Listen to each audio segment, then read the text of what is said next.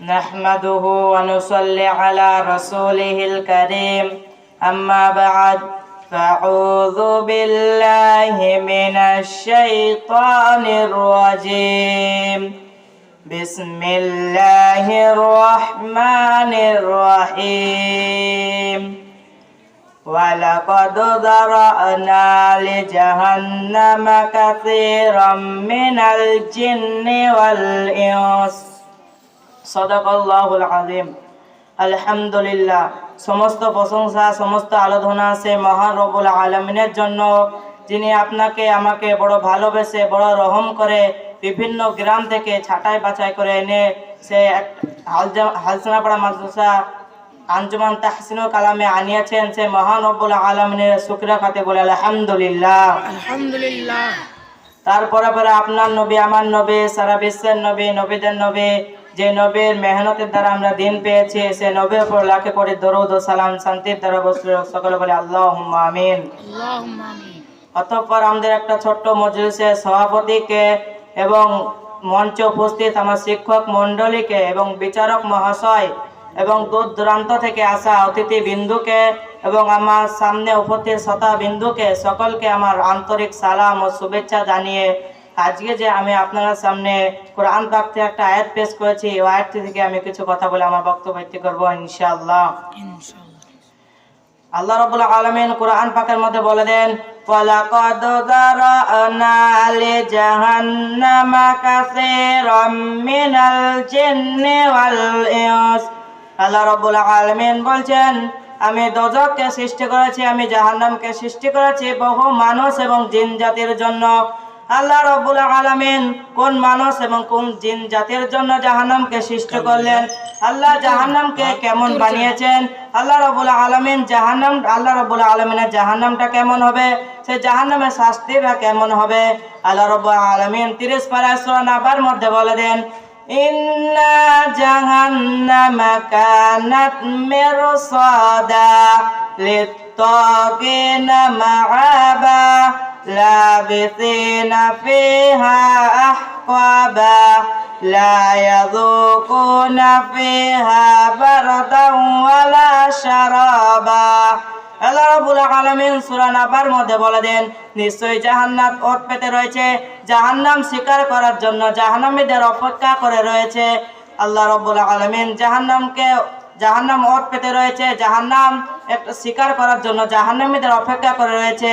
যেমন দুনিয়ায় আপনারা তো সবাই মাছরাঙা দেখেছেন, মাছরাঙা যখনই পুকুরের পাশ দিয়ে যায়, যখনই একটা মাছকে দেখতে পায় ছো মেরে যেমন গিলিয়ে খেয়ে নেয়, সেরকম আমরা যখন জাহান্নামী হয়ে যাব, জাহান্নাম আপনাকে আমাকে গিলিয়ে খেয়ে নেবে।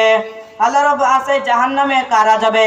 আল্লাহ রাব্বুল আলামিন কে যারা মানবে না, আল্লাহ রাব্বুল আলামিনকে যারা মানবে না, আল্লাহ রাব্বুল আলামিনকে যারা এক বলে মানবে না, তাদের ঠিকানা হয়ে জাহান্নাম, তাদের ঠিকানা হয়ে যাবে জাহান্নাম।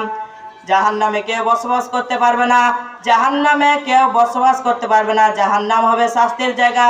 সেই জাহান্নামের মধ্যে কোনো খাবার দেয়া হবে না, কোনো ঠান্ডা খাবার দেয়া হবে না। আল্লাহ রাব্বুল আলামিন কোনো ব্যক্তি যদি পানি চায়, সে ব্যক্তিকে এত গরম পানি দেওয়া হবে, এত গরম পানি দেওয়া হবে, সেই ব্যক্তি যদি সেই পানিটা খায়, তার ভিতরকার সমস্ত জিনিস গলে পেছনকার রাস্তা দিয়ে বের হয়ে যাবে। আমরা সেই জান্নাতের পথ থেকে জাহান্নামের পথে কাদের জন্য চলে যাচ্ছি? সে মা বাপ ভাই বোন আত্মীয় স্বজনের জন্য, যারা আমরা আল্লাহ তাআলার ইবাদত করতে পারছি না, আমরা যাদের জন্য আমরা জান্নাতের পথ থেকে জাহান্নামের পথে চলে যাচ্ছি, যাদের জন্য আমরা তারা ভাবছে যে তারা আমাদের কিয়ামতের দিনে তারা আমাদের কাজে আসবে, কেউ কাজে আসবে না। আল্লাহ রাব্বুল আলামিন সূরা আবাসের মধ্যে বলে দেন, ইয়াউমা ইয়াফিরুল মারউ মিন আখিহি ওয়া উম্মিহি ওয়া আবিহি ওয়া সাহিবাতিহি ওয়া বানিহি। সেই কঠিন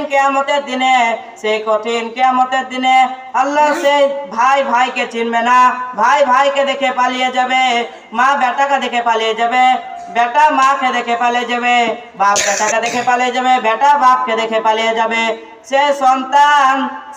যে সন্তানের জন্য আপনি বিল্ডিং খাড়া করছেন, গাড়ি বাড়ি সম্পত্তি কিনছেন, সে বেটা বাপকে দেখে পালিয়ে যাবে, বাপ বেটাকে দেখে পালিয়ে যাবে। আল্লাহ রাব্বুল আলামিন আপনাকে আমাকে কল দিয়েছে। আল্লাহ রাব্বুল আলামিন কোরআন পাকের মধ্যে 9 পারায় বলে দেন, লাহুম কুলুবুল লা ইয়াফকাহুনা বিহা।